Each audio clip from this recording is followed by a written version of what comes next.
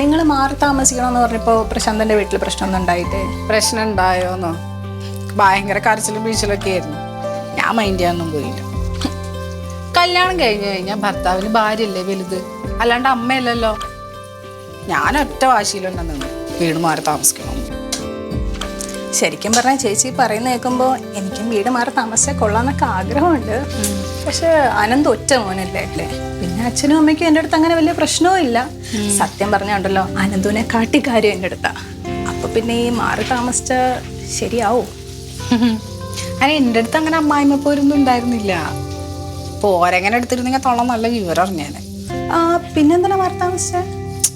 അതൊന്നുമല്ലടി, ഈ കല്യാണം കഴിഞ്ഞ് അങ്ങോട്ട് ചെന്ന് കഴിഞ്ഞപ്പോഴേ ഫുൾ ടൈം അമ്മ അമ്മ അമ്മ അമ്മ. നമ്മളൊന്ന് പുറത്തു പോകണമെങ്കിൽ അപ്പ അമ്മ, സിനിമയ്ക്ക് പോവാണെങ്കിൽ അപ്പ അമ്മ. നമ്മൾ എന്തിനു വിളിച്ചാലും കെട്ടി ഒരുങ്ങി റെഡി ആയിട്ട് ഇങ്ങനെ ഇരിക്കാം. എനിക്കൊരു സ്വാതന്ത്ര്യം ഇല്ലാത്ത പോലെ. സത്യം പറഞ്ഞാൽ ഞങ്ങളല്ലേ ഒരുമിച്ച് ജീവിക്കേണ്ടവര്. അപ്പൊ എന്നോടല്ലേ സ്നേഹം കൂടുതൽ വേണ്ടേ? എനിക്ക് അങ്ങോട്ട് സഹിച്ചില്ല. പെങ്ങളും കൊച്ചും വന്നാ പിന്നെ പറയും വേണ്ട, പൊടി പൂരായി. ഞാൻ കയ്യോടെ അങ്ങോട്ട് മാറ്റി. ചേച്ചി ഭയങ്കര പൊസസീവ് ആണല്ലേ? എനിക്ക് പ്രശാന്തേട്ടൻ്റെ കാര്യത്തിൽ നല്ല പൊസസീവ്നെസ് ഒക്കെ ഉണ്ട്. പ്രശാന്തേട്ടൻ എന്നെ കവിഞ്ഞ് മക്കളെ സ്നേഹിക്കുന്നത് പോലെ എനിക്ക് സഹിക്കാൻ പറ്റൂല. അങ്ങനെ ഒരു പ്രശ്നം ഉണ്ടടി. എനിക്ക് പ്രശാന്തേട്ടനല്ല എൻ്റെ ലോകം. എനിക്ക് അതുകൊണ്ടാ, വേറെ കുഴപ്പമൊന്നുമില്ല.